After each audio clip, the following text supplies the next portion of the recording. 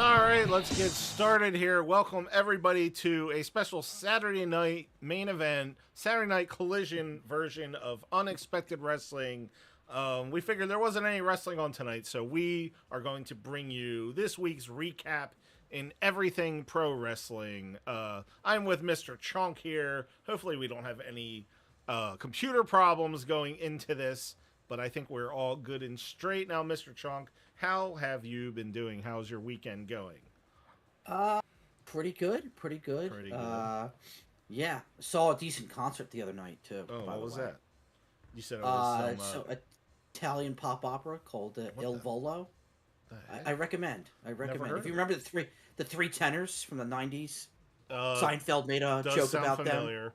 Yeah, well, this is like a younger version of them, except more enjoyable to watch for the millennial folks out there. Interesting. I haven't. It's been a long time since I've been to a concert. To be completely Yeah, honest with you.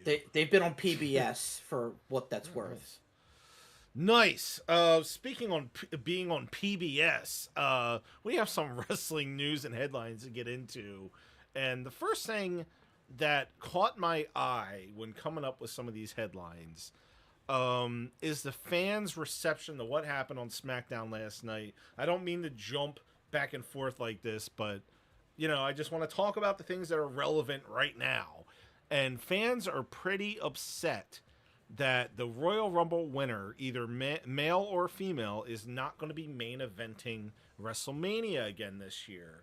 Um, and that got to me. That got me thinking because for the longest time, like if you've been like a long time wrestling fan, like me and Mr. Chonk here, for the longest time, it was always the case that um, the first WrestleMania's Royal Rumble didn't exist yet, but I'm not sure when the rule was implemented that the winner of the Royal Rumble would main event WrestleMania.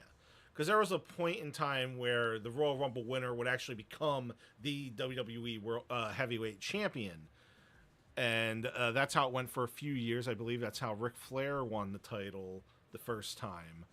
But Yep. for the longest time, at least since the early to mid 90s, it was the Royal Rumble winner would be in the main event at WrestleMania for the title. And I think the first time they kind of steered off of that once they started that little rule would be they didn't steer off it at this point, but this was the first time I remember people questioning it was WrestleMania 18 where The Rock took on Hulk Hogan. And there was a lot of banter back and forth saying that, oh, that should have been the main event, should have been the main event, because they had Chris Jericho versus Triple H for the heavyweight title as the main event. Actually, I think it was for the undisputed title at that point in the main event. And obviously, people don't remember the Triple H and Chris Jericho match, but they do remember The Rock Remember versus Hulk The Hogan. Rock. Yeah. Now, the first time that they didn't actually have a Royal Rumble winner in the main event. So the following year, WrestleMania 19, we had Brock Lesnar versus Kurt Angle. Brock Lesnar won the main event at WrestleMania that year. The following year, WrestleMania 20, we had Shawn Michaels, Triple H, and the man who should not be named, he won the world heavyweight title when he won the 2004 2005 Royal Rumble. No, it was 2004 Royal Rumble. I was actually at that event. One of my favorite. That was like one of the first pay-per-views I ever went to. Just unfortunate who won that main event. WrestleMania 21. I think the main event was this is like the first time where they had like a double type main event. Well, no, WrestleMania 19 they had the double main event. I think the main event, from my recollection, was Batista and JBL. I think it was Batista and JBL, or maybe no, Batista and Triple H. Batista and Triple H main evented that one, and the following year, I sorry, I'm just kind of going through my memory of how long it took them before finally a WrestleMania main event was not the Royal Rumble winner. And to that point, WrestleMania 22, the first time that the Royal Rumble main event, the main event winner did not main event a WrestleMania, was in fact Rey Mysterio when he took on Kurt Angle and Randy Orton in the middle of the card instead of the main event. The main event ended up being Triple H versus John Cena for the World Heavyweight title. So, yeah, that was the first Well, I time think it you're happened. hitting a theme there. I think you're hitting a theme where we have two heavyweight titles, right? Mm-hmm. Yes. And only one Royal Rumble winner, right? You don't have two. You don't have one for one heavyweight title and one for the other, right? Mm-hmm. So that creates an opportunity, if you want to call it that, that the winner challenges somebody who may not wind up main eventing WrestleMania. Yeah. So yeah, that's a good point. When And they now you have started, four titles, yeah, two when for they, women and two for men. yeah, when they started splitting titles, that became a an opportunity for them to not necessarily have the Royal Rumble winner main event WrestleMania. It's hard for me to think here, but we do have a YouTube chat from Steve. I'm not going to say the last name. He says, "Beam me up, Scotty. Are those dolls in the back of Mr. Chunk or action figures?" It depends on how you look at it, actually. I would say Yes. the majority of them are action figures, as they would say on The Yes. Simpsons. But Yeah, let's I just think say there might be they. some that would be classified as dolls. I actually think I see like a teddy bear or something back there. What the Yes, hell? there's a stuffed animal. Yeah. I mean, some of them are action figures that, Yeah. they can do multiple actions, Mm. depending on your perspective. Yeah, depending on what kind of mood Mr. Trunk is in too. What he wants to do with those action figures. Let's just say some of them are a different color than what they originally intended to be. So unfortunately my memory isn't serving me correct where I can just name off every time that this has happened, but one that sticks out in my head where the WrestleMania main event wasn't a title match at all was another WrestleMania that I went to, WrestleMania 28, The Rock versus John Cena. That I would say was the first time no title match in the main event, and they knew that this was the match that everyone wanted to see, and they just absolutely was like, okay. In fact, the Royal Rumble winner that WrestleMania actually won their match for the title in 30 seconds. Daniel Bryan versus Sheamus. Yes. And it was the first match on the card. Yeah. So, basically, the way that I see it, and I don't necessarily think it's wrong, is WWE goes with what they think the fans want to see the most as the main event of WrestleMania. And I don't fault them for that. I understand the argument that, ooh, well, they say the Royal Rumble winner gets the main event opportunity at WrestleMania. So the thing with WrestleMania is, and this is what people just have a hard time grasping, the way WWE presents it is that every single match on a WrestleMania card is a featured attraction. So technically, they would say, "Hey, this is the main event." So let's say Mr. Chunk here really likes Charlotte Flair, and he's really excited for Charlotte Flair versus Tiffany Stratton, and Minty here is more interested in Cody Rhodes and John Cena.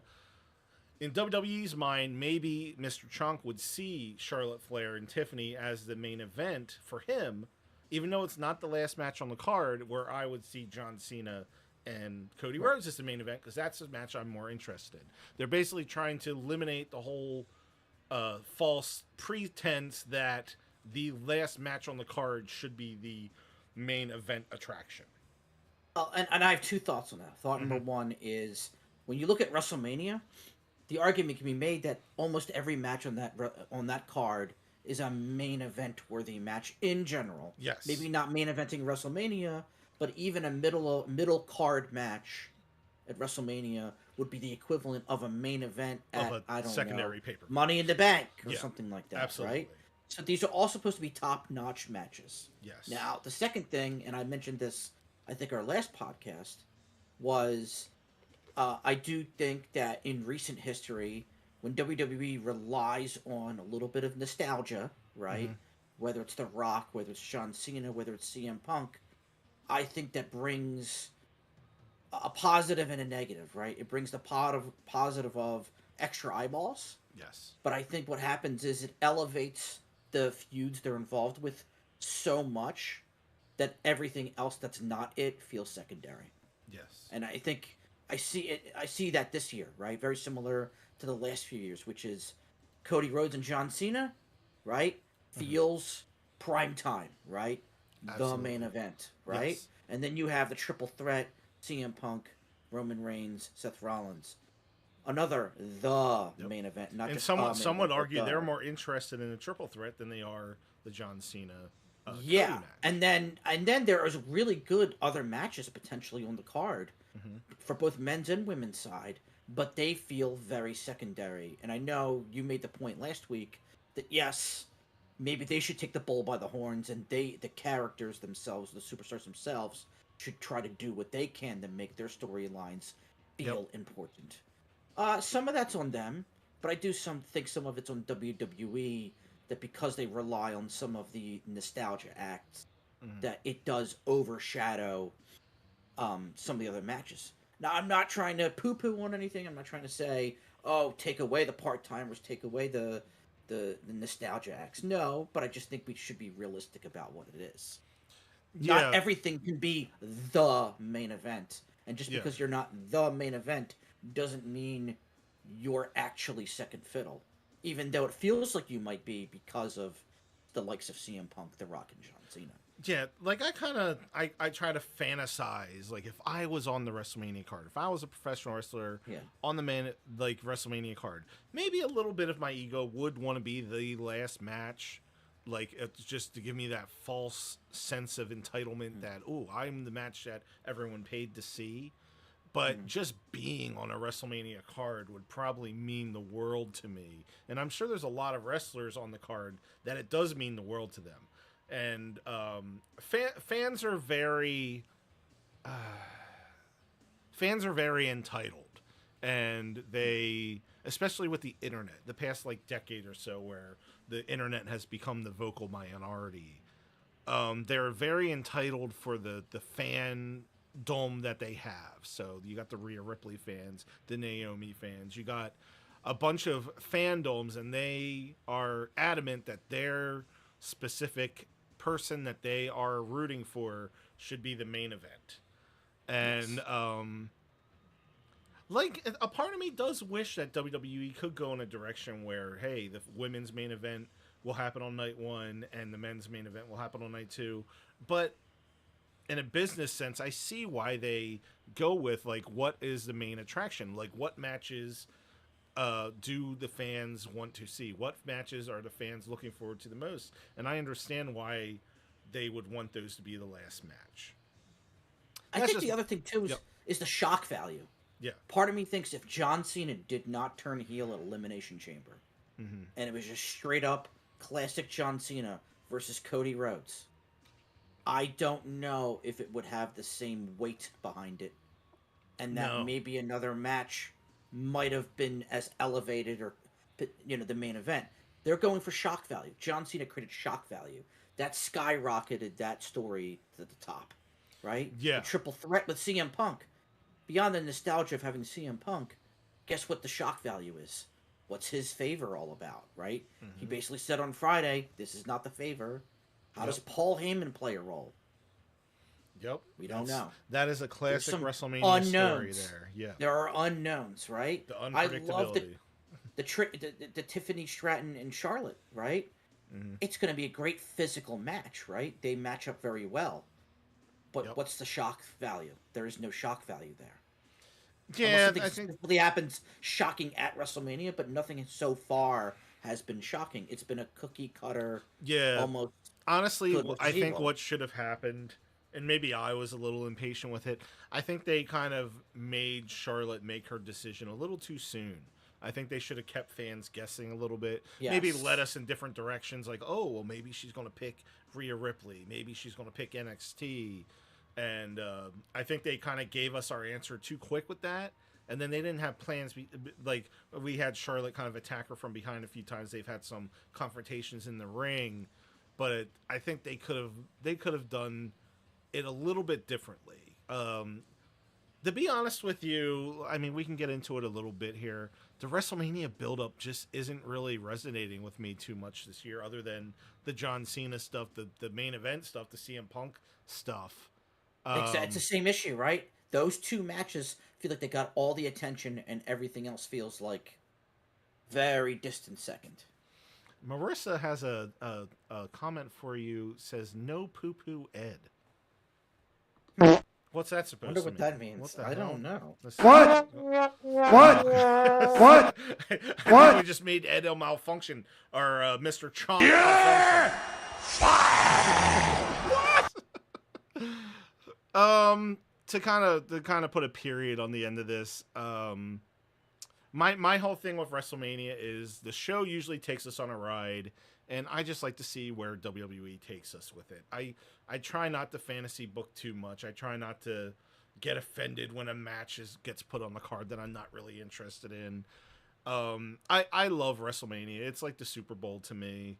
I'll make myself enjoy whatever matches they put together in whatever order they put them together. I would be surprised if they had John Cena and Cody open the show, and Yeah, it wouldn't ruin the show for me though, because it's like, it would okay, not. cool, I It can would still not. get to see Yeah. the match, whatever. If they did change their mind and put Jay as a main eventer, I would question that decision, but it wouldn't ruin the show for me. You know, Right. the I order agree. doesn't Yeah. matter. It's the quality of the matches that matter to me in the moments. Yeah. And no matter what, I think they're going to deliver. I think there's probably going to be some matches on the card that over deliver that we're not expecting. That's a And possibility. that's the beauty of WrestleMania. It brings out the best in everybody. I mean, the Um, hard part is we went to WrestleMania last year, yeah, so I'm yeah. gonna So probably our hold this one to expectations are a little a higher different. standard. Yeah.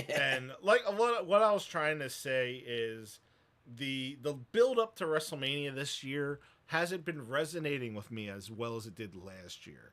And I am factoring in that, hey, we were going to that event, so maybe my excitement was a little different. But this year, it's other than the main event stuff, John Cena and the Seth Rollins and CM Punk, like the other matches just aren't really connecting with me. Even the Tiffany Stratton Charlotte match, like I'm excited to see it. I'm excited that it's happening. Um, but it's not feeling like WrestleMania to me. They started to get there when they did the Cena heel turn. I was like, okay, we got some quality television coming up. But then when we see Cena's schedule and it's like he's only there part time. And Yeah. could you And where's imagine The if Rock? yeah, could you imagine Nowhere. if he didn't turn heel and he was on this part time schedule? I think fans would have started to boo him, even when Yeah. he wasn't heel, just because like he's Yeah. not here, he's not committed. It feels like And then he's not getting in any altercation. it's just verbal. It's just verbal. Verbal Even The Rock confrontations. last year got involved Yeah. physically. Yeah, and we're going to talk about that a little bit once we get into the Raw stuff. But we do have some more headlines. Speaking of not resonating well, AEW this week has celebrated Dynamite outlasting Nitro. So pretty much, let's clarify. They're celebrating that Dynamite has lasted longer than Nitro did. So I'm not sure exactly how long Nitro lasted. I'm guessing a little over the 5 year point, since AEW now is saying that Dynamite has lasted longer. So my whole thing with this is like, first off, why are you comparing yourself to a dead company? Like Yeah, there well, are it's there, not a there- milestone. yeah. So first off, the main company is WWE. Like, why aren't you comparing yourself to them? Second off, there's another company, TNA, that started Yeah. pretty much. I think they started maybe a year after WCW ended. So technically, they've lasted longer than WCW too. If my memory serves me correct, hasn't ECW technically lasted longer than Nitro? Or am I wrong? See, that's on hard to tell that? because like WCW and ECW, they kind of went out of business around the same time. But I thought ECW, If or are they anything, comparing it to the show Nitro and only Nitro, they're comparing it to only Nitro. not WCW as an organization? No, so I don't think they can do that because WCW was like an organization before it became WCW. There's like a whole winded thing. Yeah, like, yeah, if you yeah, wanna yeah. try They to bought other. do all that. They merged. They They merged merged with other promotions and companies then and stuff. became WCW. Yeah. And yeah, and then technically, like, you could say, oh well, WCW merged with WWE, so they're specifically just saying, oh, we're lasted longer than Nitro, which I get. Like, it's another one of those AEW things where they're like, oh well, we were the highest watched wrestling episode in Indonesia by single women with one foot. Like, they just create like some sort of scenario where they're number one. And this is another example of that. They're saying, oh, we lasted longer than Nitro. Not mentioning that there are other companies that lasted longer than Nitro. They're just giving themselves a reason to celebrate. It's like saying I'm number one at number two after eating Taco Bell for 4 days straight. And specifically bean burritos. Like, you have to get real specific to be number one there. Yeah. That's not the only thing that does it for me. Do you want to get into this, dude? Like, let's talk about your anatomy here. Do we need a top 10? Yeah. The next episode of Unexpected Wrestling, Mr. Chonk is going to get an enema. So we're going to start doing stunts on the show. All right, so to end this whole thing here, my whole thing with them comparing themselves to WCW Nitro is real quick and simple. WCW made money. They were losing a lot of money, but there was a short period of time where they were in the green. They were positive. They actually 83 weeks or something like that. Well, no, that's how long they were beating WWE. I'm talking they actually made more money than they put in, which is something AEW has yet to do. The AEW is going on a 6-year-old company, and they have not made a dime. The only reason this company is in existence right now is because they have a son of a billionaire who just has an unlimited fund that he is putting into the money, into his company. He's like, I'm not trying to say that AEW doesn't make money, because they do. It's just the initial investment, the investment of money that they put into it, they have not like paid that back yet. Yes, they had a $53 million TV deal, but or whatever they say, it was $500 million. So if they had a $500 million TV deal, but they put $1.5 billion into the company, yes, they made the $500 million, but they're still in debt. They still have not. So made they a have profit. not made a profit. They've made revenue, but not a profit. No, they have not made a profit. Steve over on YouTube says, does Mr. Chonk go poo-poo from bean burritos? What are we doing here? Like, what conversations are we having here? What is this? That's my take on it, Mr. Chonk. If you have anything else to add about AEW celebrating Dynamite outlasting WCW Nitro. By the way, WCW Nitro ended in 2001. 2001. So that is about 18 years before AEW even existed. And also, not to get too snotty about this, WCW was making like a 4.0 rating when they died, which is something AEW has not come close to ever. No, not at all. So if you want to do these weird comparisons, let's compare that. So, Taco Bell to Chipotle, right? That's what we can compare. Christ, dude. All right, so let's get off of the shitty conversation here. And let's go into WWE is starting to induct matches into the Hall of Fame, starting with Steve Austin and Bret Hart from WrestleMania 13. Mr. Chonk, were you watching wrestling at that time when that match happened? Yes and no. So I actually started my wrestling journey watching WCW first. Yep. That's an embarrassing thing I have to to admit.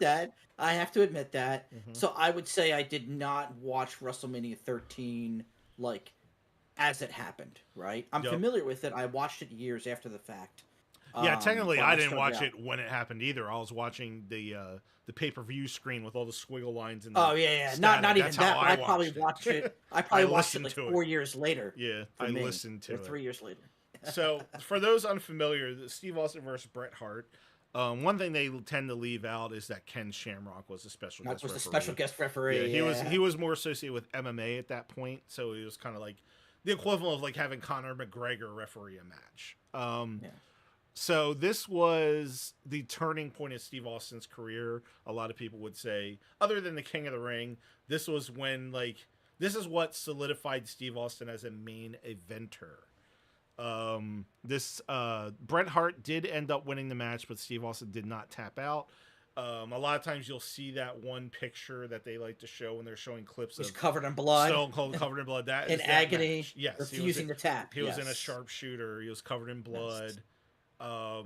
It One was of the a very, very good match. A very good and one technical of the wrestling few, match. one of the few, and not many of these matches with where you could call it a double turn, right? Yes, Meaning that Bret Hart came Bret in Hart's heel as turn. the face. Yep. Stone Cold wasn't like a bad heel, but he was not the favorite by any means. And he got a ton of momentum coming out of that match, and Bret Hart's momentum turned the other way. Yeah, so after that, Bret Hart kind of started the anti-American, pro-Canada type thing, which was actually really good. That was really good television when the Hart Foundation and everything. But yeah, you're right. Pretty much after that, they started moving Stone Cold in a different direction. So the fans were behind Stone Cold, but they were still booking him like a heel. They were having him attack the baby faces and stuff. After that, they started having him attack the heels a little bit more, and they were pushing him more as a baby face. But Stone Cold is such a unique character. He could pretty much do whatever he wanted. Like, if they wanted him to go against a baby face, he could. Fans would love it. Yeah. Heels, fans would love it. Like, no matter what, it was his rise at that point. Like, he was the guy that the fans decided. He's like, this is a good match. I don't think that this would be the first match inducted into the Hall of Fame if Vince McMahon was still in charge, though. I think Vince would go old school and like want to do Andre and Hogan or something. Hogan, like that. yes, yeah, I had a feeling. Triple H being like the wrestling connoisseur that he is, this is a good first choice. And I mean, unfortunately, I think probably a little bit to do with it. They probably want to somehow book Stone Cold for the weekend, so this would be a way. He's going to be there with Bret Hart. They're both going to be there. Yes, so yeah, this is a way to get him involved, a way to sell tickets. So some people are saying that they added this as a way to sell Hall of Fame tickets because a lot of people are saying that it's been slow with the ticket sales. Hall of Fame is always a hard sell, to be honest with you. And the best thing that they were doing was having it go after SmackDown, but then it kind of wore out the crowd a little bit. It really did. It's too long of a night. Yeah, I agree with that. I think honestly, I think it would be better if like the Hall of Fame was before SmackDown. That way, like people that weren't interested in the Hall of Fame, they wouldn't show up. But or a day before. Why not make it Thursday night? Yeah, but I think they would still have the problem where it's just not selling tickets. Maybe be honest. Maybe they booked too big of a venue for it. Maybe they should. Because back in the day when they had it as a separate thing, it was always a smaller, more intimate venue, and I kind of liked it. I went to some of those, and it was pretty cool. To be honest with you, I think they almost should just make it people within the industry only. Like, keep the fans out. I understand that they're trying to make money, but make it just an industry thing. Make like kind of like a graduation or something like that. Don't have the fans come. I understand. But by the way, back to having Hogan and Andre the Giant match in the Hall of Fame. I don't think that it was a Hall of Fame worthy match. Like if you're talking about technical wrestling, no. Good, not even technical. It wasn't even a good match. In fact, what it was the storytelling up to the match was good. The matches itself were not good. No, but the significance, Andre obviously couldn't significance perform all of the match was pretty much what they built WWE on.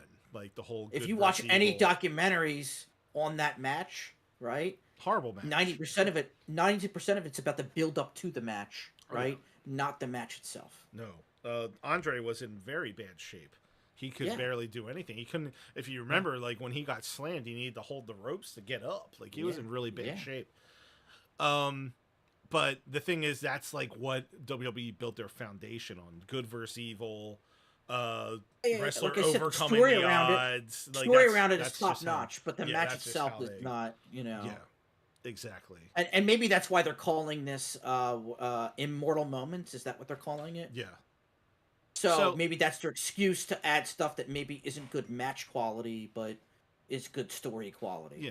down the line. It'll be interesting to see what other matches they put on there in the years to come. But it's a good first choice. They're going to get some legends involved there with Bret Hart and Stone Cold. Hopefully, both of them can be involved at WrestleMania somehow, whether it just be participating in a backstage segment or getting involved in the ring. I think Stone Cold could probably still get involved in the ring if he really wanted to. We saw him come back a couple years ago and actually do a match, so we'll see what happens there. And the last piece of wrestling news and headline I have here is Saraya, aka Paige, has confirmed on Twitter, and I believe Sports Illustrated or something like that, that she is no longer employed by AEW. I'll be completely honest with you. I did see this coming a little bit when they released her brother, and he was kind of like I don't know what you want to call it, a favorite hire, I guess. Like, okay, you're related to Saraya, we're gonna do you a nepo hire. Yeah, nepo hire. Just like, hey, can you get my brother a job? They did. He really wasn't doing much of anything, and it is what it is. Saraya did leave. Now the question is, was it amicable? Because she did just recently sign like an extension or like sign a new contract, or did they want to close the contract, or did she ask to leave? She is kind of staying tight-lipped about that, says that she enjoyed her time in AEW and that Tony Khan was very good to her. And then in the same interview, she's also saying, hey, I wouldn't be opposed to coming back to WWE someday. And so she's keeping the window open. Right now, she says that she is focused on her apparently started a new podcast. So that is what she's focused on right now, apparently. So don't start the rumors of her going to WWE or anything right now yet, or unless she's doing a total... But speaking of tight-lipped and open window, maybe somebody should tell Xavier Woods that she's available again. God. Jesus Christ. She did recently become single. So Xavier Morning Woods, there's your shot, buddy. I think that they will avoid that situation at all costs. All right, so that's enough of the wrestling dirt and headlines here. Let's get into the Raw discussion. So Raw and I believe SmackDown was actually at an earlier time this week again. Yes. On the East Coast, it was like 3 or 4 p.m. And I actually watched it around the time it normally would air because that's just too early for me. Good for you. That's just too early for me. But first couple notes here. Right away, they open with John Cena once again. I said another great promo from John Cena, but my one kind of criticism is it was kind of rinse and repeat from last week. A little bit. Kind of said the same kind of thing, just used a couple different words. Cody came in, said his spiel, had a face-off. This time they made it look like they were going to do something, but then they ended up not doing anything once again. Yeah, I mean, it's good television. When John Cena's cutting a promo, your eyes are glued on the screen. You want to see what he's going to say. You want to see what's happening next. I think we're just excited to see progress in this story.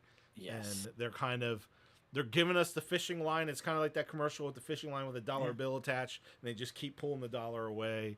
That's kind of what it feels like. They're teasing us. They're not giving us they're not giving us the ice cream bar here. This goes along with what my prediction was a few weeks ago. Is I don't know how much altercation John Cena will get in physically prior to WrestleMania.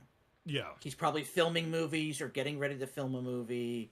And, we've been through this before, right? Yep. They sign contracts with these studios that are like, hey, if you get injured, there goes your role, right? Yep. So they have insurance policies. He's got to balance that, right? Yep. He obviously wants to make the storyline pay off, but does he want to ruin a $50 million deal with a movie studio and get in an altercation and get injured? Yeah. So the best he can do right now is probably just do his promo work.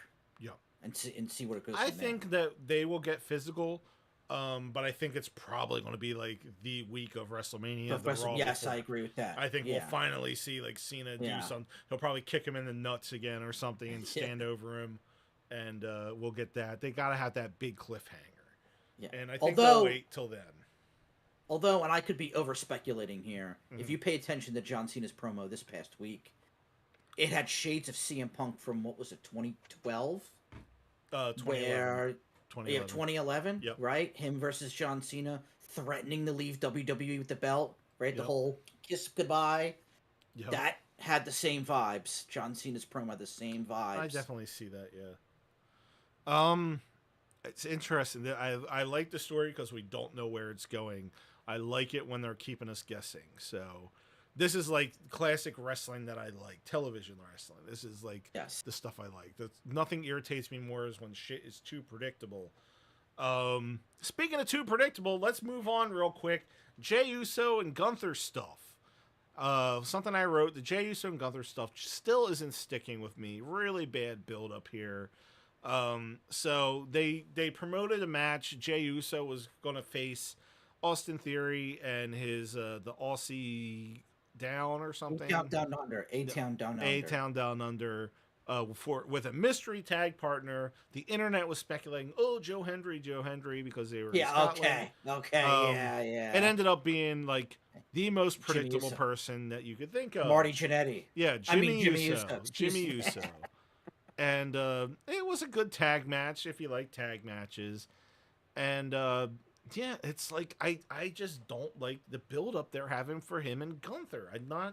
I'm not feeling it at all. Like, I mean, there's one small piece they're doing different, and I don't know if they're doing it on purpose or it happened by accident. And when he had his match this past week and Gunther interfered, right? Yeah. Jay was trying to do the spear. Jay slipped or tripped and That didn't looks do so it. fake. Now, I don't know if that was intentional all It along. looks so intentional. Because the other week he did the jump outside of the ring and botch. Was that intentional, not? Or are they just trying to capitalize off of a screw up? Yep.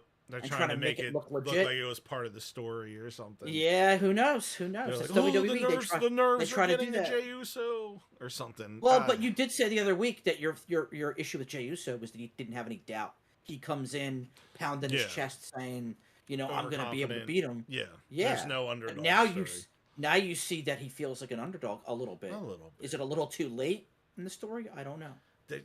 They're failing to get me invested. I'm gonna keep an open mind, but yes, I'm frustrated because I really like Gunther. I never got into the Jey Uso stuff. He kind of existed in the WWE universe, and it just wasn't my thing. I would watch his matches, but Gunther I did like a lot, and I'm just. But part of it is he's also one-dimensional. You have two one-dimensional characters. It's just not a good matchup to me. Like, it may be a physically good match. I would have been so interested. The story's in, like, underwhelming. Yeah, something like Gunther and Braun Breaker. If Bronson Reed wasn't injured, like there's so many big men I think he could have had a good match with that we're missing out on because they got to do this underdog stuff. So at this point, if this were me booking it, I would continue to do the underdog story. The main thing I would not do is have Jey Uso win at WrestleMania. I'd have him lose. I'd have him lose to Gunther and like not get that win that everyone's expecting. I want to keep people on their toes and maybe give them another opportunity down the line for him to finally get the title. Yeah. Maybe in a multi-man match or something. A huge swerve, as odd as this would be, is Jimmy Uso comes out to help him, but something happens, and it actually costs Jay the match. Yeah, but then we're going into the whole Jimmy and Jay thing again. That it was. Maybe not. That exactly didn't work out too well. No, but they could do it better, or maybe it's not exactly a Jimmy versus Jay, but it adds doubt. They just really put themselves in a wall here because like. Usually, like something like that, naturally, I'd be like, "Oh, they got to turn Jey Uso heel or something." But it's like you already had John Cena turn heel. You can't just turn everyone heel to make them more interesting. I really don't know what they could do to make this interesting between these two guys. And that's the problem with Jimmy Uso. Jimmy Uso is the Marty Jannetty of the situation. Yeah, he does not have. What is he even going to be doing at WrestleMania? Does he have anything going on? I don't think he has a match unless he gets involved in the multi-person match for one of the titles, but I don't see that happening. At this point, they like, I mean, this might sound a little like crazy, and maybe people will think I'm freaking like a horrible person, but they need to like have Gunther fucking punt kick Jey Uso's kid or something. Like they gotta get people really invested in this. They gotta get Gunther to do something very dastardly to like make people want Jey Uso to kick this guy's ass. Right now, there's nothing make me want to see Jey Uso win this match. Then Gunther has to injure Jimmy Uso. It's the only way. Maybe, but that means they'd have to get sympathy for Jimmy Uso before that too. It's such a they only have like 3 weeks not here. A lot. They only got like 3 more weeks to build this up now. And the fans aren't in a really bad spot. Yeah, and the fans aren't really behind Jimmy Uso. Jimmy Uso is basically like the B-list tag team partner. Or you need a reliable tag team partner that isn't heel, go grab Jimmy Uso. Big whoop. Just not my thing. Not my thing here. Yeah. But we'll see. I'm going to try to keep my open mind. Next up, we had Io, Rhea, and Bianca. And Adam Pearce clarified that Rhea signing the contract was not official. So as of right now, that is not a triple threat match at WrestleMania. I thought that it would be since she signed the contract, but no. There's still time left. Well, that's what we're going to get into. And they have a match on Monday. So the winner faces Bianca. But the trick is Bianca is the special guest referee for that match. So the choice is in her hands. One thing I put about this whole situation is I put a question. I said, will this be their way to get Io out of the situation? Do they want to go with a triple threat, or were they always intending it to be Rhea and Bianca, and Io is just a decoy, and they're going to move her out of the situation and have Rhea win the belt? Tough to say, because things are looking like right now. Triple threat to me. More than just that. If you remember, this was very popular in the mid-2000s. In the mid-2000s, they tried to get everyone on a WrestleMania card before it was 2 nights. Yeah. Before it was 6-hour spectacle. And almost every match was a multi-person match. They had a deep roster after the invasion angles of ECW and WCW. So you had a 3-year period before what was it? I think it was WrestleMania 2000. Yeah. I think there was only one-on-one match at WrestleMania 2000. Yeah. It was 2000, 2001. 2001 did have one-on-one matches, but WrestleMania 2000, I think, was the year where there was maybe one-on-one match, and that was Well, they were doing it for a couple of years. It wasn't all the time, but for a couple of years, because the roster got so big from, everybody jumping ship from WCW and ECW, and then them failing and absorbing the talent until they WrestleMania was the first. WrestleMania 18 was the first one where they were trying to like get WCW, ECW talent. All like they just had a huge roster at that point. Yeah, and they just added the NWO also. Yeah, and they had that problem for like 3 or 4 years, and I noticed that pay-per-views had multi-person matches all the time. Yeah. Just to get, and every SmackDown or Raw was an 8-man tag. Yes. And it's like Jesus Christ. So that's my potential gripe here with WrestleMania is like they're trying to get everyone on the card, and multi-person matches all over the place. Yeah. Something tells me that they're still going to do the triple threat. I'm not sure how they're going to get themselves out of the situation with Rhea, Bianca, and Io, with Bianca being a special Naomi interferes. I could see that. I could also see Bianca no just contest. start beating the crap out of both of them, and Adam Pearce getting pissed off and be like, "Oh, triple threat at WrestleMania." I think we're still going to get the 3-way. And my whole theory last week with they're keeping Rhea and Bianca with Io because Io can't really cut a promo, so they can handle the promo stuff. Io just gets physically involved. That's what we saw happen on Monday. And Io actually ended up taking whatever Bianca's finishing move is over outside the ring onto Rhea Ripley. It seems like each week one of them is getting the upper hand. It's a predictable WrestleMania stuff. Everyone has to get an upper hand every week. So we had Rhea 1 week, Io 1 week, now Bianca. So we'll see what happens next week. And I feel bad for Io because if it is a triple threat match, you know who's going to take the pin. You would think, but I'm going to stay with my prediction that if it's a triple threat match, I still think Io could win. I still think she will get like a quick roll up Maybe. while Bianca and Rhea are distracted with each other, and I think she'll get it, and then like Bianca and Rhea will blame each other for not winning, and then they'll just continue that feud, and Io will move on to something else. I could still see her winning, but you're right. In a situation where they don't want Io winning that match, yes, I do believe she would be the one taking. And they don't want Bianca to take the loss, and they don't want Rhea to take the loss. No, so here's the interesting thing. Bianca is on a WrestleMania streak right now.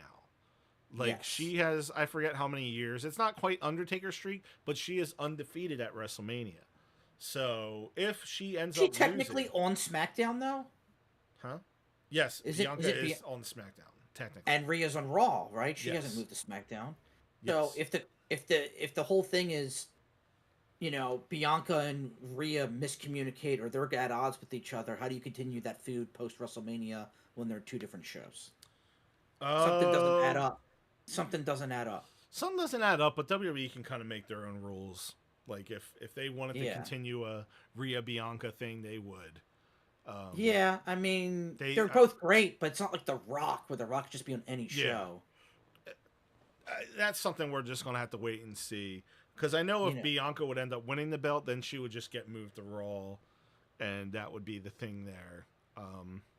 And they that would one probably trade Rhea to I can't really SmackDown. call. I see the situation where Io. Well, no, I don't think they'd have to trade Rhea to SmackDown. Bianca would just move to Raw as the champion. Yeah, maybe. I mean, I have the whole thing where I think Io might win, but I could see any of them winning. It would make sense to me for any of them winning. I guess the one kind of popcorn fart would be like Rhea winning, because I think we've seen that. I don't like playing hot potato with the title and stuff. But Bianca winning would be all right in my book. Io winning would be okay in my book. Rhea winning would be okay. I do hear that like Asuka is maybe imminent for a return, and that would be a good partnership with Io. Yes, absolutely. They're still in that group together. Because I'm guessing did Kairi Sane retire? In a manner of speaking, she's no longer with WWE, right? No, I think she's still there. No. Or she injured? I haven't seen her. She might have gotten injured. She might have gotten injured. Okay. She might have gotten injured. Moving on from that, CM Punk also had a promo on Raw. The problem with it was that Roman wasn't there, Seth wasn't there, so he was just kind of pretty much the purpose of this promo was he was hyping up another promo that was going to happen on SmackDown. So I put, not one of Punk's best promos, but it did the job. And it did. It got you interested in what was going on SmackDown. And just having Punk in front of an audience, especially overseas, is probably a big deal to them. Yeah, so, absolutely. Yeah. And then let's move on to the main event of Raw.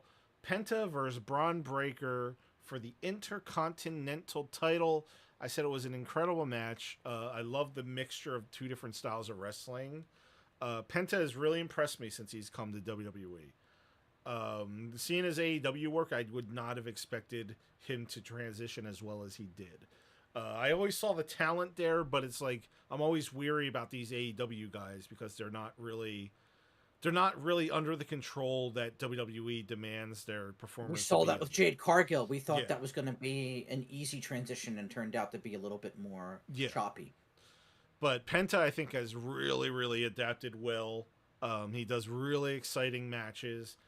Breaker was a great opponent for him because Breaker is also very physical, very quick. He doesn't do the Lucha Libre stuff, but he can break out the Frankensteiner. They do some crazy stuff. And then I wrote the Judgment Day stuff wasn't needed, but I'm somewhat interested in where it's going. There seems to be dissension within the Judgment Day. I think it's somewhat needed as an excuse to have a 4-way match in which Finn and Dominic are both in it. And they made the right choice by ending the show with Judgment Day on top. Because Judgment Day's been taking a lot of losses lately. They've been looking really weak lately. It was a good move to have the Judgment Day standing on top. They are weak. Yeah. Unless somehow they were going to get Penta. Yeah, Which- losing Priest and Rhea Ripley has pretty much like cut the legs out from under them. Whatever legs they had are pretty much gone. Yeah. Liv Morgan and Raquel Rodriguez just isn't cutting it. No. I have to agree with you. Before we move on from the Raw discussion, I do want to mention one thing. I don't even have it on the format here. There's this weird controversy that people suddenly are offended about the American luchador, Chad Gable. I'm just going to say it. It's Chad Gable. There are people offended. We don't know that with 100% certainty, Okay. by the way. But people are offended that they think it's disrespectful to Lucha Libre to be doing a storyline like that. And people have even dissected the little video package they showed, kind of giving some fake context to the American luchador. They were upset that the little video package had AI imagery in it, and they're like, oh look, there's a picture there, the one guy in the crowd has 6 fingers on his hand, and people need to go get laid. They need to go touch grass. They need to do like, even when at my biggest fandom for WWE, when I was a teenager and I couldn't wait for Raw and SmackDown to come on, I would never sit there and analyze a fucking video package looking for something to bitch about. Like, people need to get lives here. This isn't Mae Young giving birth to a hand. I don't think it's WWE was intentionally trying to be insensitive or anything like that. But you know what? If you're offended by it, good. You're not supposed to like this guy. He's not doing it as a baby babyface. He's supposed to piss you off. And you yes, know what? Whoever this guy might be. Yeah, you're supposed to be happy when he gets his ass kicked. Yes. Like, can people just play along with the wrestling stuff a little bit here? Do we have to get offended and try to call the fucking president on everything? And to be honest with you, Donald Trump would not care if you called and said, "There's an American pretending he's a lucha libre wrestler." He'd probably say, "Good." He'd say we'd need more of them. Anyways, off the rant a little bit there. Yeah, I wonder where Chad Gable is in all of this. I know, he doesn't have a WrestleMania match. What the hell? I know. He's a great talent too. Yeah. So that's it for Raw. We're gonna swing right on into Mr. Chonk's toy chest here. Mr. Chonk has some special things he wants to share. There we go. We're right on the scene. He has some special things he wants to share with us that he purchased in the recent times, as in the last month or so. This is either going to go really well or really, really poorly. Oh, great. Well, that's pretty much the motto of the show here. Yeah, the way I like to do this is like I don't have it already unboxed, right? All right. Like I like to unbox show it us during what the you segment. So part of the intrigue is, is try to unbox it and find out does this work. Oh, yeah. I was actually with Mr. Chonk when he got some of this stuff here.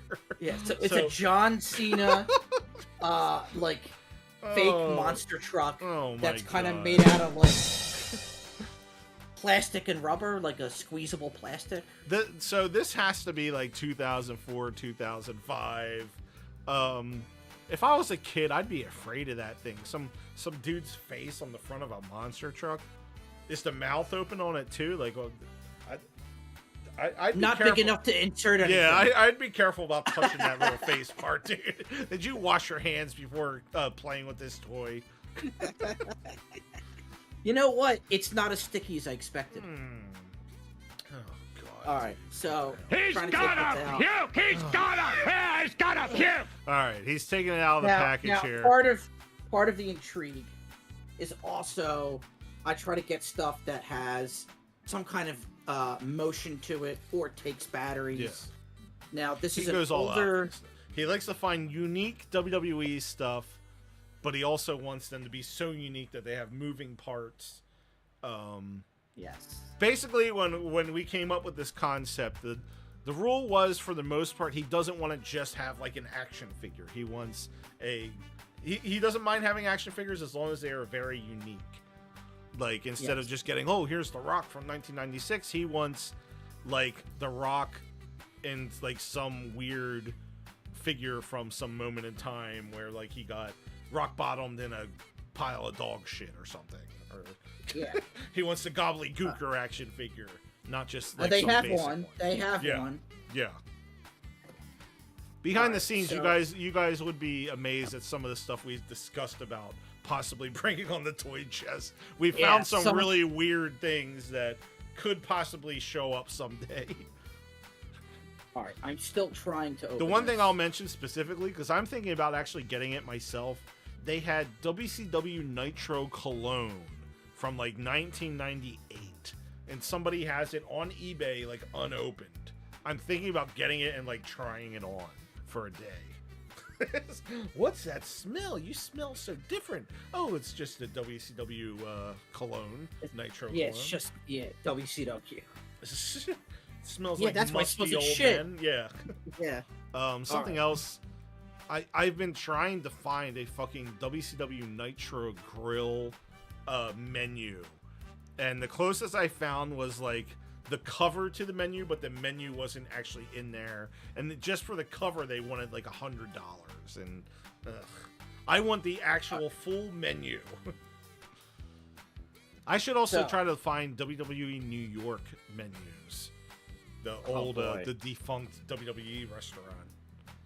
All right, he's working on. He's almost got it out of there. There it is. Look at this monster. Now is this battery powered? Yeah, potentially. So it takes special kind of batteries, but I'm trying to get. Oh yeah, you got all the unwound ties. Tie it down. I don't even think they package toys like that anymore. They probably like, oh no, too much plastic.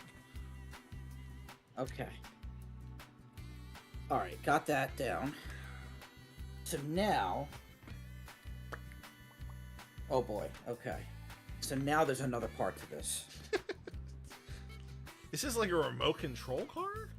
No. There is a battery compartment right here. Oh, maybe it talks, or maybe it just lights up. I'm just wondering what it will do once the battery's in there. So I'm taking out the screw. I bet you it's going to be those big ass D batteries or something. No. Because look how small the compartment is. Oh, so maybe it is just a AA or two AA's or something. No, there's no way that's an Arn Anderson battery in there. Oh no, it's like the three little. No, it's the circular batteries you find in like watches and stuff. God. So then that probably would just be like a little light or something. That because those little watch batteries, that's not going to be enough to like make the thing move.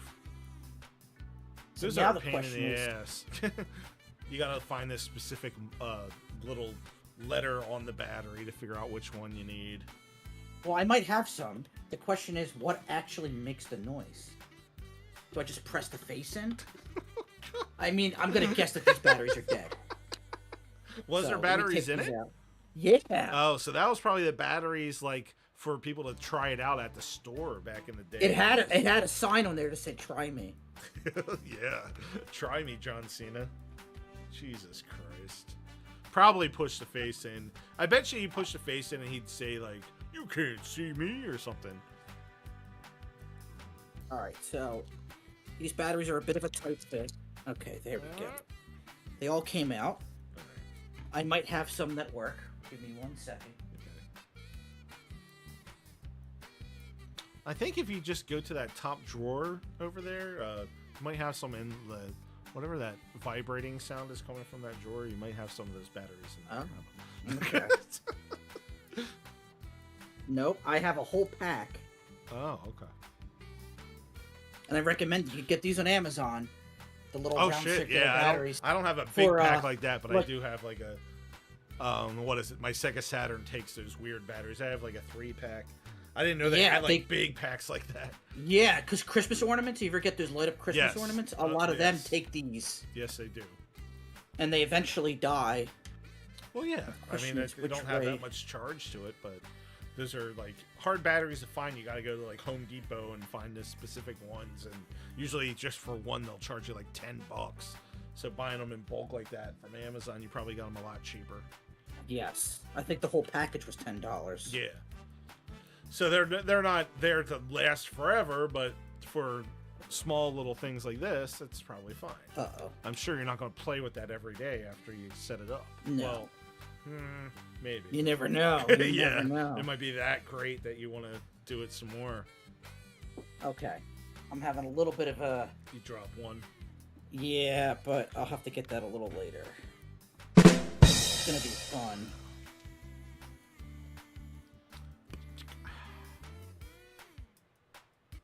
I'm actually interested to see what this is going to do. I think it's just going to talk.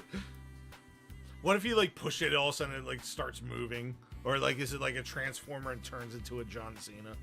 I have no idea. Starts like waving its hand in front of the face. And I don't even know if I put these batteries in the right direction. Watch, he starts it up, pushes the face, and he says, "Cody Rhodes, I'm gonna take your title." Oh wow, God, I already screwed this foreshadowing. up again. You put him in the wrong direction. How many does it take? No.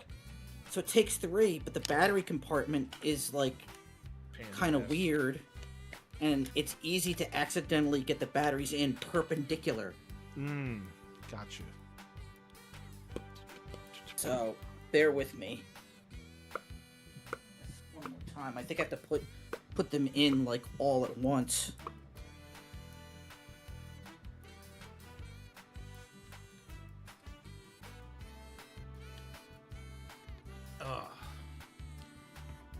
This is totally worth wait. I want to hear what this John Cena truck says. Oh, there's a risk that it does nothing. There's always that risk. It's got to do something. I have faith that it's going to do something here. I mean, the good news is that the battery compartment isn't corroded. Because if the battery compartment was corroded, that would be a huge problem. Not working. A non-starter. If for some reason this thing blows up, at least we'll have it on film. I don't think that these batteries provide enough power. They might have like a little bit of smoke if there was a problem, but it would not. Did it again? God damn! It keeps happening. This battery compartment is really tight.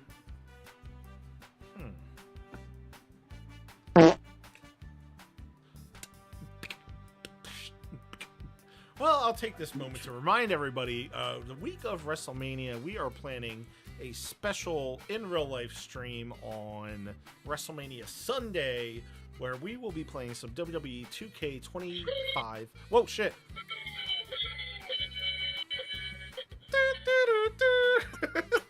It fucking works, dude. Is it anything light up, or is it just the song? I don't see lights. Okay. Hold it up a little closer to the microphone and do it again. I heard it a little bit, but it was cutting in and out. I'll turn the volume up. All right. Let's hear this. I don't hear anything. The mic's not picking up. Are you like right at the speaker on the thing? Yeah. The mic wasn't picking it up. Yeah. That's weird. I have the volume all the way up on the microphone. I don't know. The mic's not picking up the noise. I heard it for like... Oh, there it goes a little bit. It's not very loud. I hear it now. Damn. It sounds horrible sound quality. Oh, well, yeah. This thing is 20 years old.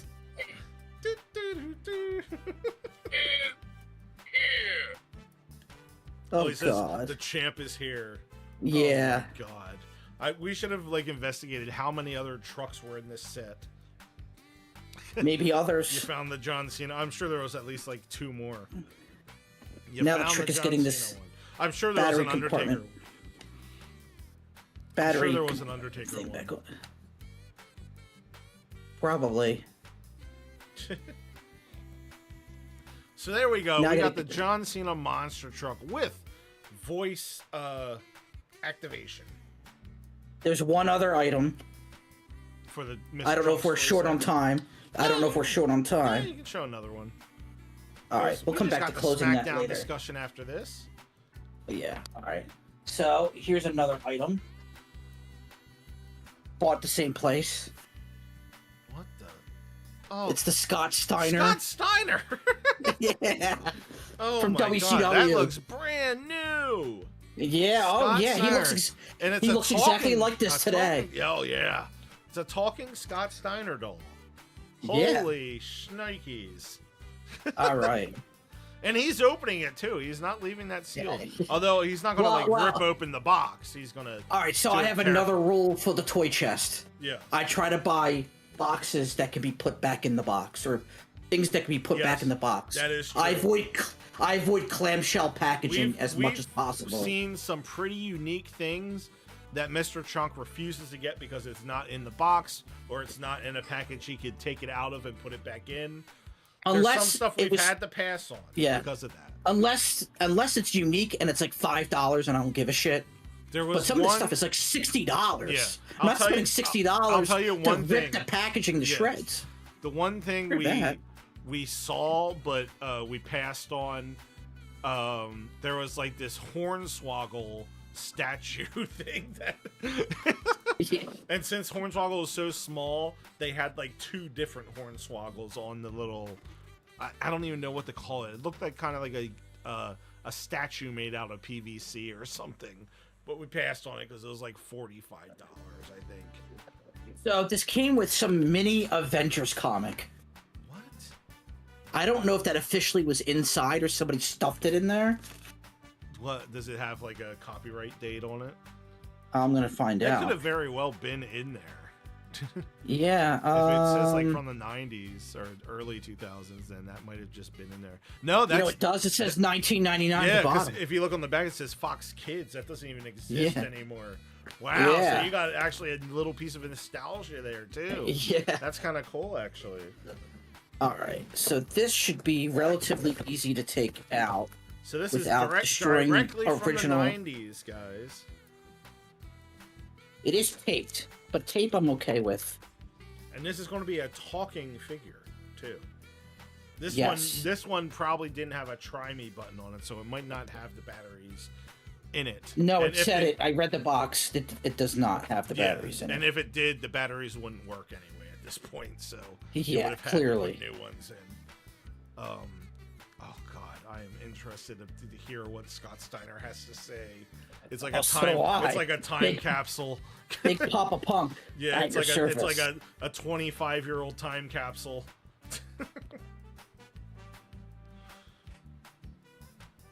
It is heavily taped. Oh yeah, they didn't care about trying to save the environment back then. Yeah. they'll strap it down, they'll tape it down, And the wire ties are unbelievable. They'll put asbestos in that damn thing if they have to. They got everything. There might be some mothballs in there too. Yeah. Or there might be some Steiner balls. You never know. Wow.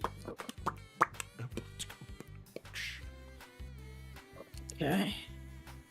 We're doing this for you guys. We are Mr. Chunk's Toy Chest. We are trying to entertain you with some of the most unique wrestling items that we can find. We try to do this at least once a month. It's kind of like a period. It comes in once a month. If it doesn't, then you got something to worry about. Not if you're a WWE superstar. You know, I think they take You get a vacation. certain vitamins. No, okay, dude. Wow. Well, there's no vitamins that will keep the Mr. Chunk's Toy Chest away from you. No. Okay. Still working on all of the, one last one, though. See, Mr. Chunk is a lot more patient than I am, because I would have gotten the scissors and just Nope. snip, I snip. refuse. I would have snipped I all refuse. those damn wire ties. I refuse. Okay.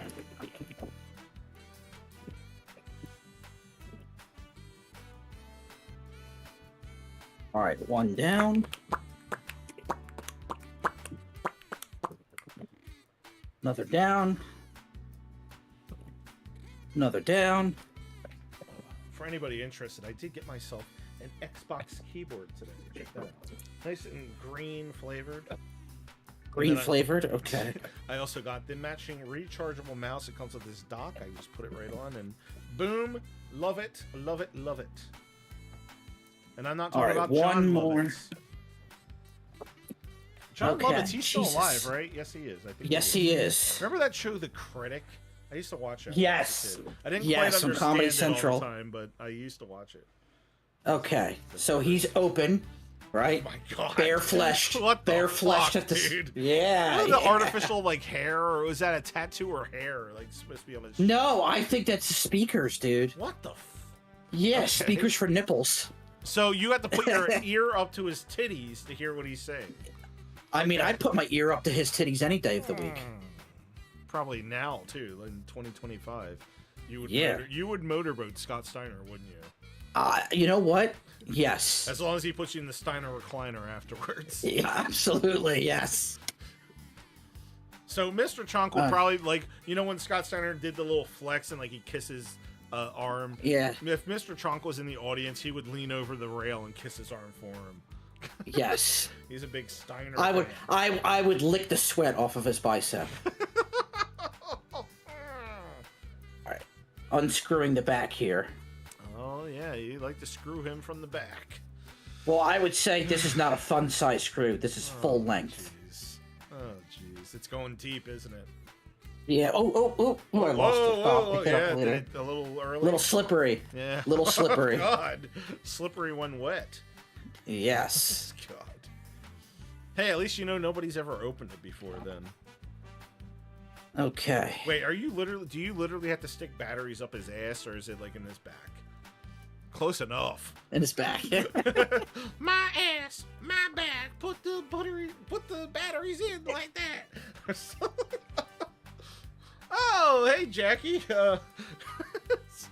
Guess what Mr. Chunk's doing over here? We're about to play whatever Scott Steiner wants to say out of his titties. And the good news is the battery compartment in this one also does not look corroded. So nice. Well, there wasn't any batteries in there, I don't think, right? That's true. Maybe it was hardly ever opened. Jackie says they were talking about rebooting The Critic. That'd be interesting. Will it be with John Lovitz? No one shows these days. They would fucking reboot it with the fucking kid from Stranger Things or something. They're like, we need a DEI show. What? What's going on? Doesn't work. Does not work. Is there an off and on switch? I don't see one. Maybe I didn't put the batteries. His little. I'm doing a lot of fondling. Capsule. Yeah, see if there's a switch somewhere. I don't. Wait, hold on. Did you find one? Tell me it's not in an inappropriate place. No, still doesn't work unless I put the batteries in wrong. Was there instructions? There are, but there's only one way to do this. Jackie, I don't know when you tuned in, but Mr. Chunk in this Scott Steiner doll, they actually had a miniature comic book from like 1998 that was included in there. It has Fox Kids on the back of it. Maybe you'd be interested in that. Wait, hold on a second. You have to pat him on his head 3 times for him to turn on. Or do you have to kiss his muscles? No, I'm confused. It says put... How the hell do I put 3 AA's in here? How do they fit? Damn it! How many did you put in? 2? Yeah. There's only space for 2. Is there like another spot for a third one? I don't know. I'm gonna try something out here. Maybe in the middle there? I don't know. It doesn't make any sense.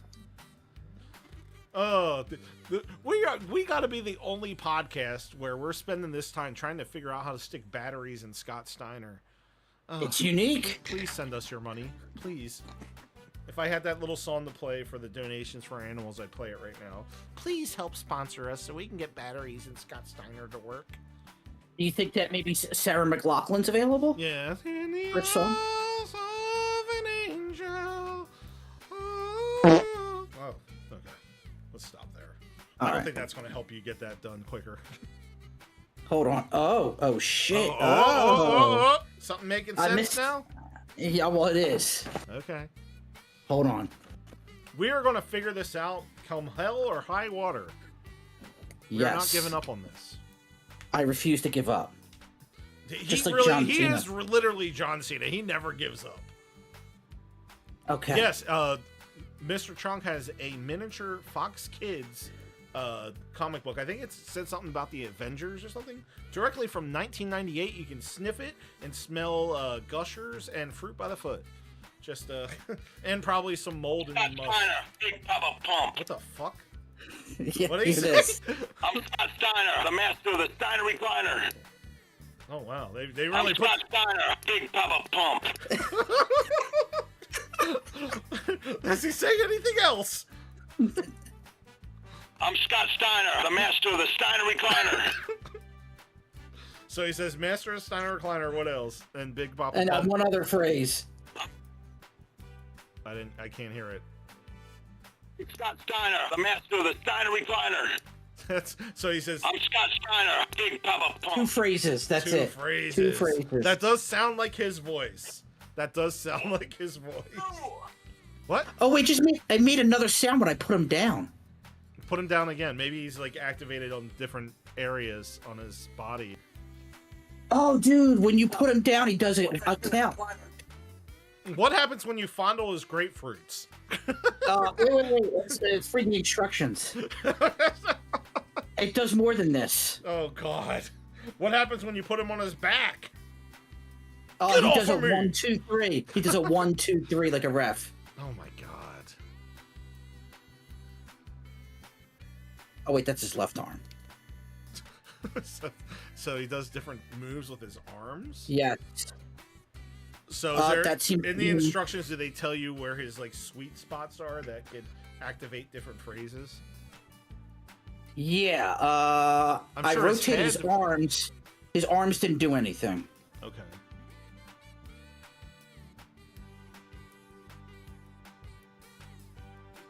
Nope. They're supposed to be able to do pinning. Okay.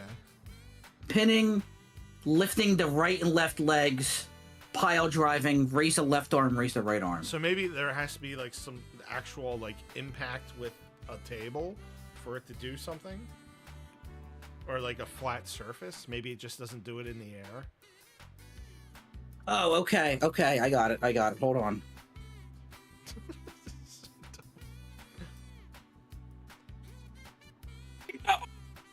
Unfortunately, it's like not Steiner, picking up on Scott the mic. Steiner. What do you say? That's something. I'm Scott Steiner. No one can survive the power of Big Papa Pump. I can press you over my head with one arm. I can press you over my... Match the power of my arm. What the... Smash will destroy you. What do you say? Smash what? Yeah, we'll destroy you. This is... Get off my head! Get off my head! What? Yeah.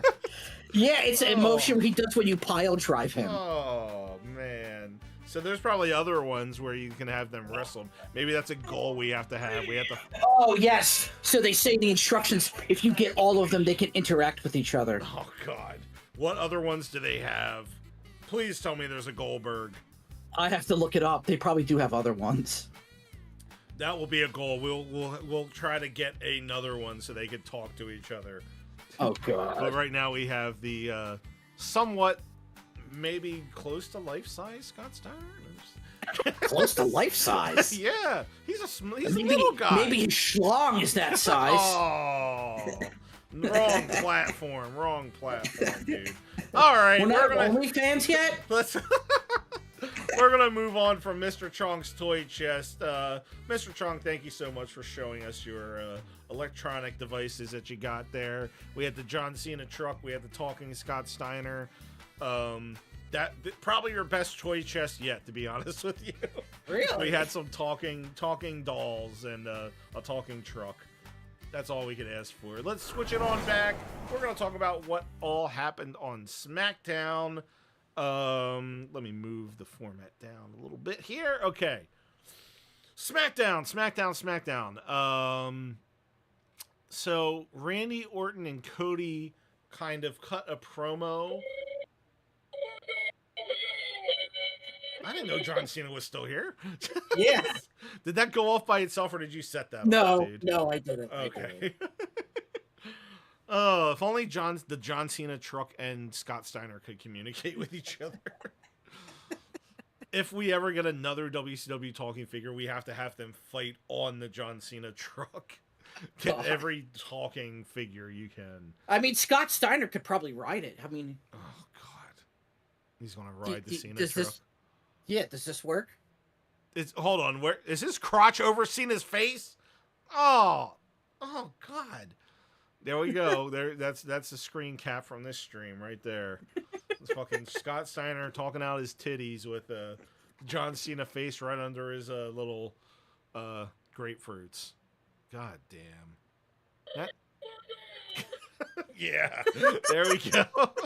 There we go. That is a sight to behold. There, look how impressed he is, Mr. Trunk. This is like his trophy.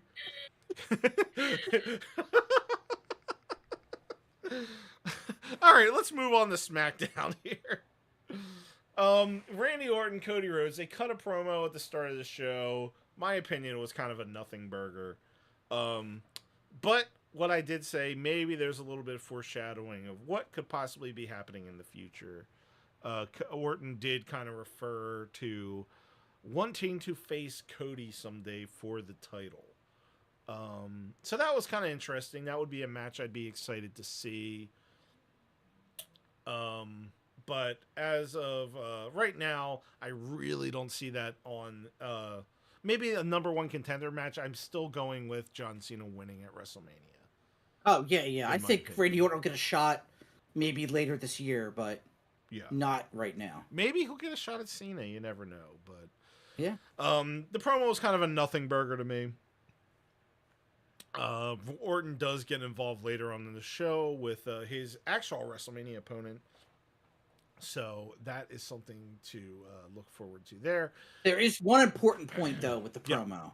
Yeah. Which is hashtag Timu Undertaker. It's a good description there. Lots of people. Oh, I can't take credit. I Yeah. can't take credit. That's Drew McIntyre said that. Yeah. It's been said for quite a while, and we're gonna have a little bit on Damian Priest and Drew McIntyre later on with a potential AEW reference going on in that exchange also. Yeah, I think some people think that I'm Timu Scott Steiner. Very close in resemblance.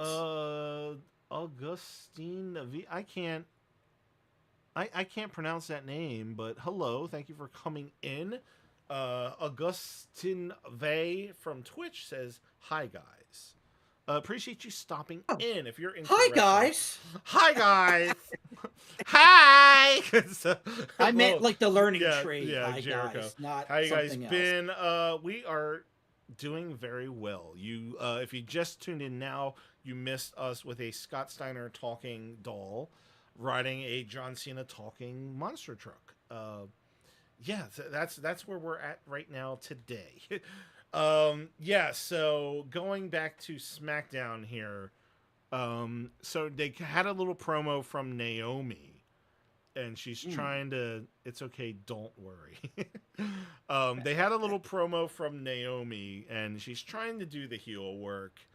I'm just not buying it. She's kind of doing the do this, like when I envisioned like a Naomi heel turn, I wanted her to be like completely different than what she was before.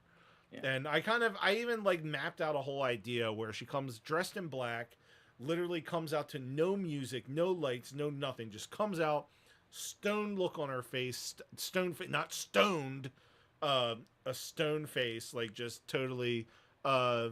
Augustin Neville, you have some questions. We will be happy to answer them. Just type them in the chat. But her just cutting a promo and like using props, like, proceed with caution, and then wearing caution tape out to the ring. It's just, you know what, dude? Yeah. Spirit Halloween called, and they want their costume back. Yeah, it's not even October. Why are we wearing Halloween costumes? And it's not just Naomi either, because Jade came out during the match also wearing a Kill Bill costume. Like, why are we all getting dressed up and doing stupid stuff here? The Naomi heel turn, I'm just not feeling it. I'm guessing there's going to be some sort of Naomi and Jade match at WrestleMania. I don't know. I really don't know. I was more Naomi and Jade doesn't do it for me unless Bianca's involved. Yeah, right now. and it seems like they're kind of moving her away from it a little bit. Even though like last week they were kind of hinting that maybe Jade doesn't trust Bianca. This is like stuff at WrestleMania that we're just gonna have to see what proceeds here. But yeah, wearing the caution tape and saying proceed with caution, then Jade coming out dressed like Kill Bill. It just felt like a Saturday Night Live episode or something. Like, Yeah. just silliness. Yeah. What? The Damian Priest Drew McIntyre thing, I wrote it's still not really connecting with me, like what their feud is. And then Priest ended up getting the upper hand and slamming Drew McIntyre on the windshield of a car. And yes, folks, it was real glass. And a lot of people online are speculating that that was some sort of reference Jack to Perry. AEW, Jack Perry. I Yeah. really don't think AEW's on WWE's mind. I really don't. I think they Although just it might be on CM Punk's mind. maybe he had a little smirky poo when he walked by Damian Priest and okay, Drew McIntyre. that may be okay. Maybe that was a little bit of a reference there. I think, But for also, CM Punk he it might have was. just had to smirk because he just saw one of his arch enemies get slammed on glass. Huh? Maybe that's Maybe. But yeah, you're right. That probably was a little bit of a nod to the bullshit that was going on in AEW for a little bit. And then the final segment on SmackDown was a contract signing. Don't we love it when they have contract signings as the last thing on shows? This was quite interesting, though, because you had Roman Reigns, CM Punk, and Seth Rollins involved. And it actually got a little emotional with Paul Heyman. I think there was some real emotion there with when he kind of... so what was happening, like, CM Punk had to sign the contract. He apparently wanted to look over it a little bit, and Roman was being a little impatient with him.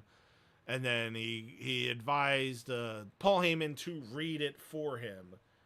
And Paul Heyman pretty much, like, kind of told CM Punk in a friendly manner that, you know, his dream was going to come true, that he was finally going to get to main event WrestleMania. People that know CM Punk's lore know that one of his main goals in life was to main event a WrestleMania. And for Paul Heyman to announce that to him must have been like an emotional thing, because like that was one of the reasons he left WWE in the first place, is because he didn't get to main event WrestleMania when he felt he should. He felt that at WrestleMania 29 he should have been in the main event, and that The Rock and John Cena shouldn't have. Some might argue that he had a right to those opinions. But case in point, this year, finally, CM Punk will be in the main event of WrestleMania Night 1. And going back to the beginning of the podcast today, this is why fans are very upset about the WrestleMania main event, because they heard that announced on SmackDown, and everyone's kind of having an uproar a little bit. I'm all for it. I think that this does deserve to be the main event of Night 1. I kind of saw this coming. My story has changed a little bit, because at first I thought it was going to be a triple threat of Rollins, McIntyre, and CM Punk. They got Roman involved. This makes perfect sense. All the puzzles are fitting. And most importantly, CM Punk at the end of this segment said that this was not the favor he was asking of Paul Heyman.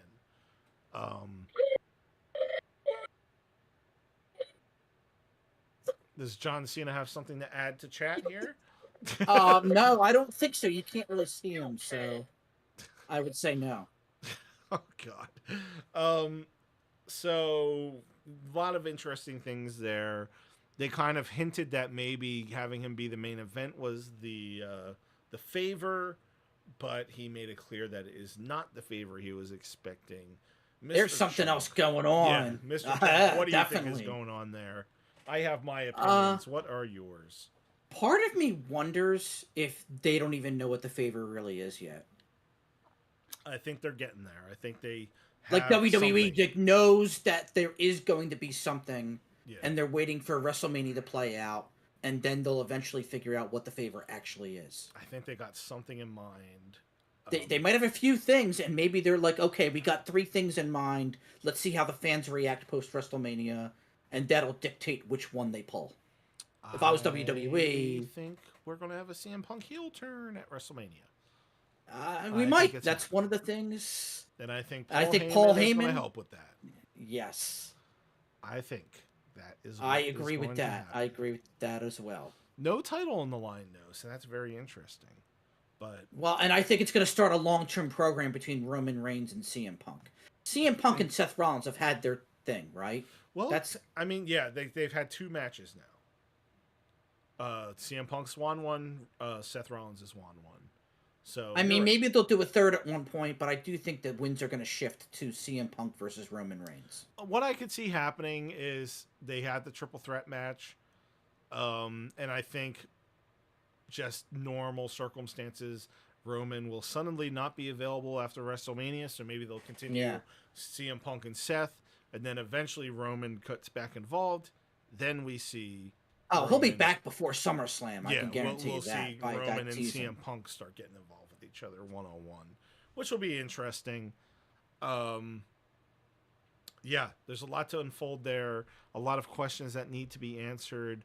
SmackDown, it felt a little lackluster this week. They can't always knock it out of the park. They've been on a long tour overseas. I'm sure everyone's exhausted.